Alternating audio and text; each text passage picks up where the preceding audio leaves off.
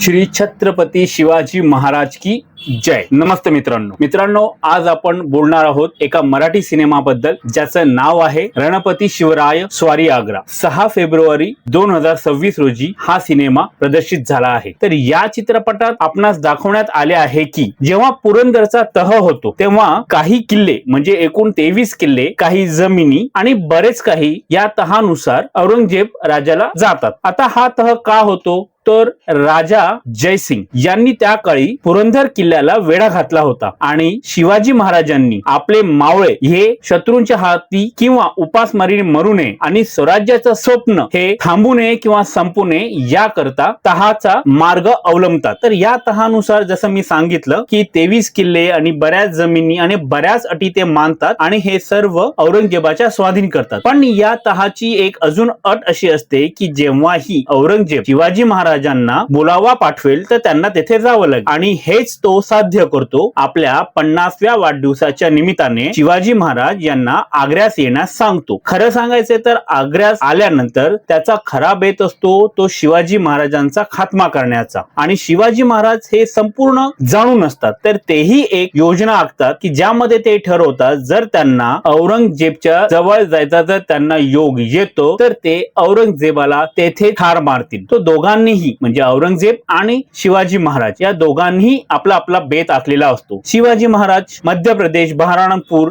या मार्गाने अखेरीस आग्रा येथे पोहोचतात। पण आग्रा येथे जाण्यापूर्वी ती त्यांची तयारी पूर्णपणे करतात। पूर्ण जो रस्ता असतो त्याची माहिती, नंतर राजपूत राजे जे असतात त्यांच्याबरोबर बोलणं करणं, त्यांची मदत घेणं, अशा बऱ्याच काही त्या गोष्टी अगोदरच ठरवून आणतात आणि त्यांना यामध्ये सर्वात जास्त मदत होते ती बहिर्जी नाईक यांची। बहिर्जी नाईक हे शिवाजी महाराज यांचे गुप्तहेर होते। अशा प्रकारे ते आग्र्याला पोहोचतात। तेथे औरंगजेब अगोदरपासून ठरवून बसलेला असतो की आपण शिवाजी महाराजांचा अपमान करायचा। शिवाजी महाराज हे अत्यंत स्वाभिमानी, त्यांना अपमान सहन होणार नाही आणि ते काहीतरी चूक करतील हे औरंगजेब जाणून होता आणि या चुकीचा फायदा घेऊन त्यांना आपण शिक्षा देऊन ठार मारावे अशी औरंगजेब याची कल्पना होती। कारण सरळ सरळ युद्ध करून तेथे त्यांना ठार मारणे म्हणजे बाकी हिंदुस्थानातील म्हणजे भारत देशातील राजांशी वैर घेण्यासारखे होते। म्हणून औरंगजेब अशा प्रकारे कपटी खेळ खेळतो। आता शिवाजी महाराज हे आग्र्याला तर पोहोचतात आणि ठरल्याप्रमाणे औरंगजेब त्यांचा नको तेवढा अपमान करतात आणि त्यांना नजरकैदेत ठेवतात। आता शिवाजी महाराजांना कळून चुकते की येथे तो आपला खात्मा करेल। तर शिवाजी महाराज आपल्या चाणक्य नीतीने तेथून पलायनाचा प्लॅन आखतात आणि ते कशा प्रकारे मिठाच्या पेठ्यात बसून तेथून निसटतात हा जो संपूर्ण भाग आहे तो या चित्रपटात दाखवण्यात आला आहे। आणि त्याचबरोबर या चित्रपटात शंभू महाराज हे देखील शिवाजी महाराज यांच्या बरोबर आग्र्याला जातात आणि नंतर शेवटच्या क्षणामध्ये असं काही दाखवलं आहे की शिवाजी महाराज शंभू महाराजांच्या 10वा 13व्याचे विधी देखील करतात। पण याचा मागचं कारण त्यांनी या चित्रपटात स्पष्ट केलेलं नाही। खरं सांगायचं तर जेव्हा शिवाजी महाराज आणि शंभू महाराज तेव्हा ते 9 वर्षाचे होते, जेव्हा ते आग्र्याहून सुटतात तेव्हा औरंगजेब आजूबाजूच्या सर्व परिसरातील 9 वर्ष किंवा 10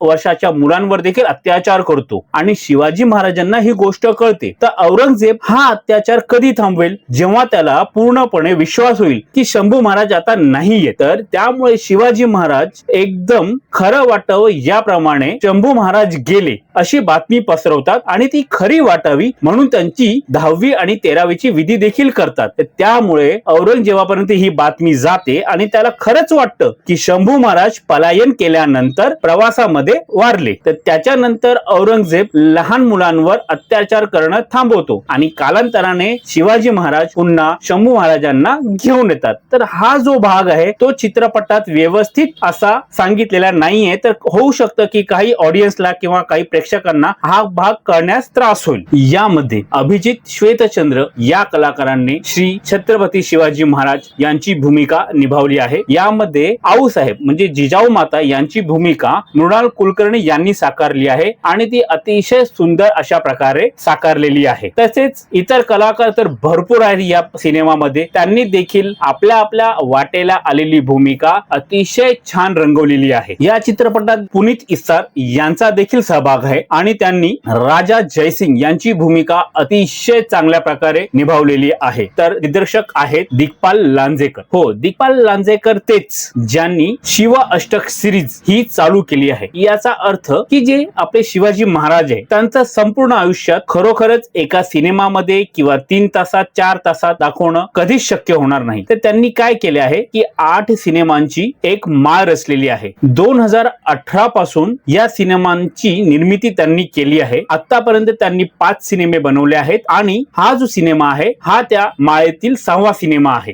यामध्ये श्री छत्रपती शिवाजी महाराज यांच्या आयुष्यातील विशिष्ट अशा घडामोडी किंवा त्यांचे जीवन यांचे दर्शन आपल्याला कळते. कारण त्यांचं संपूर्ण आयुष्य दाखवण्यास आपल्याला अनेक चित्रपट बनवावे लागतील. या चित्रपटाची जमेची बाजू म्हणजे चित्रपट चालू असताना नरेशन म्हणजे निवेदन होत असतं. त्यामुळे आपल्याला चित्रपटाची जी कथा आहे ती लवकर समजते. बहुतेक लोकांना शिवाजींचं चरित्र किंवा त्यांची जी जन्म कहाणी आहे बहुतेक लोकांना माहित आहे. जर काही लोकांना माहित नसेल तर त्यांनी हा चित्रपट पाहावा. त्यांना भरपूर असं ज्ञान मिळेल या चित्रपटातून. आणि हा चित्रपट बघताना जर आपल्याला अगोदरपासून स्टोरी माहित आहे या चित्रपटाशी आपण कनेक्ट होतो. आता या तर झाल्या जमेच्या बाजू. जशा या चित्रपटात जमेच्या बाजू आहेत त्याचप्रमाणे काही मोजके असे पॉइंट्स आहे की जे या चित्रपटासाठी निगेटिव्ह ठरतात. ते म्हणजे प्रथम कॅमेरावर जर हाय एंड कॅमेरा वापरला असता तर क्लिअरिटी फारच छान दिसली असती. काही ठिकाणी शूटिंग ही तकलादू वाटते. काही ठिकाणी जी लढाई दाखवली आहे ती अतिशय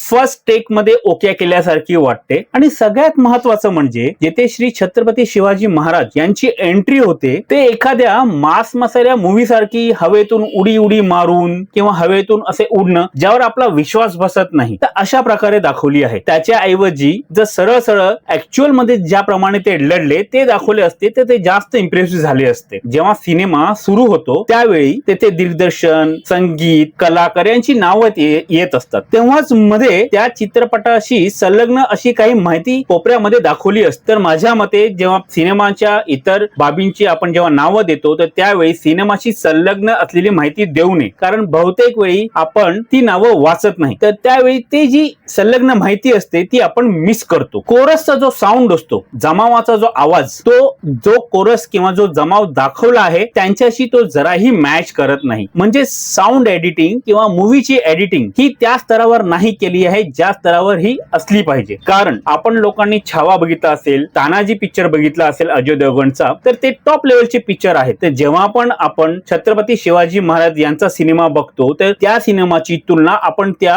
2 सिनेमांशी नक्कीच करतो. तर असं होता कामा नाही की आपला हा सिनेमा त्यापेक्षा थोडा खाली वाटावा. तर जर अजून थोडा बजेट वाढवला असता तर हा सिनेमा नक्की त्या लेवलचा बनला असता. काही ठिकाणी अभिनय हा त्या लेवलचा नाही वाटत. जी त्यांना मनापासून तो योगदान द्यायला हवा तो त्या लेवलचा योगदान इथे येत नाही. असे वाटतात की कॅरेक्टर्स येत आहेत, त्यांनी काही डायलॉग्स पाठ केले आहेत आणि ते वेट करत आहे की आपला टर्न येणार तर आपल्याला डायलॉग्स बोलायचे आहे. तर याच्यावर जरा काम केलं असतं तर सिनेमा अगदी सुसह्य झाला असता. आता मी जसं एडिटिंग बद्दल बोललो, एडिटिंग त्या लेवलची नाही आहे. असं कधी कधी तर असं वाटतं की सिनेमा चालू आहे आणि मध्येच एखादा सीन टाकला आणि काढला असं वाटतं. मध्यंतर तर असाच वाटतो की सिनेमा चालू आहे, मध्ये मध्यंतर आला आणि नंतर पुन्हा मध्यंतरानंतर सिनेमा पुन्हा सुरू झाला. तर एडिटिंगच्या बाबतीत या सिनेमामध्ये अजून भरपूर काही करण्यासारखं होतं पण ते झालेलं नाहीये. त्यामुळे हा सिनेमा आपल्याला 2 ते 2.5 तास खुर्चीला खिळवून नाही ठेवू शकत. इंटरव्हल नंतर थोडा वेळ हा सिनेमा स्लो पेसने चालतो. तो जरा एंगेजिंग दाखवला असता तर अजून हा सिनेमा उत्तम झाला असता. तर प्रत्येक सिनेमामध्ये काही पॉझिटिव्ह असतात तर काही निगेटिव्ह असतात. पण या सिनेमाचा जो मेन महत्वाचा मुद्दा आहे तो आहे श्री छत्रपती शिवाजी महाराज यांच्याबद्दल माहिती पुरवणे इतर लोकांना ज्यांना माहित नाही. तर त्या लोकांनी किंवा ज्यांना माहित आहे त्यांनी देखील हा सिनेमा नक्की पाहावा. या सिनेमा पाहिल्याने आपल्याला महाराजांबद्दल अधिक माहिती मिळते. तर एक प्रकारे जर बघायला गेलो तर हा चित्रपट अतिशय सुंदर असा आहे. आपल्याला या चित्रपटामुळे पुरंदरचा तह, आग्र्यावरची स्वारी, तेथून शिवाजी महाराजांनी केलेले म्हणजे पलायन जे की औरंगजेबाने कधी स्वप्नात देखील विचार केलेला नव्हता. म्हणजे शिवाजी महाराज हे अतिशय पराक्रमी असे होते. ते वेळेला समजून होते की आपल्याला कोणत्या वेळी काय करायचे तर त्याप्रमाणे ते बेत आखायचे आणि त्याला पूर्ण करायचे. तर या चित्रपटाबद्दल बोलायचं झालं तर हा चित्रपट माझ्या मते महाराष्ट्रातील काय भारतातील प्रत्येक नागरिकाने बघावा. त्यामुळे त्यांना शिवाजी महाराजांचे कर्तृत्व कसे होते ते कळेल. ते किती शूर, पराक्रमी आणि त्यांची बुद्धी किती चालाक होती. शत्रूच्या तावडीत जरी आपण सापडलो तरी कसे निसटायचे हे त्यांना व्यवस्थित माहित होते. तर आपल्याला त्यांच्या बहुतेक गुणांचे दर्शन होते. हा तर झाला 6वा सिनेमा. जेव्हा सिनेमा संपतो तेव्हा नेक्स्ट सिनेमाची अनाउन्समेंट होते, ती आहे दर्या भवानी, जो की हा सिनेमा येत आहे 2027 साली. तर आपण तोपर्यंत या सिनेमाची प्रतीक्षा करूया आणि हा सिनेमा तुम्ही जाऊन नक्की थिएटरमध्ये पाहावा ही माझी इच्छा आहे. जय महाराष्ट्र, जय Hind, tata, see you, bye bye.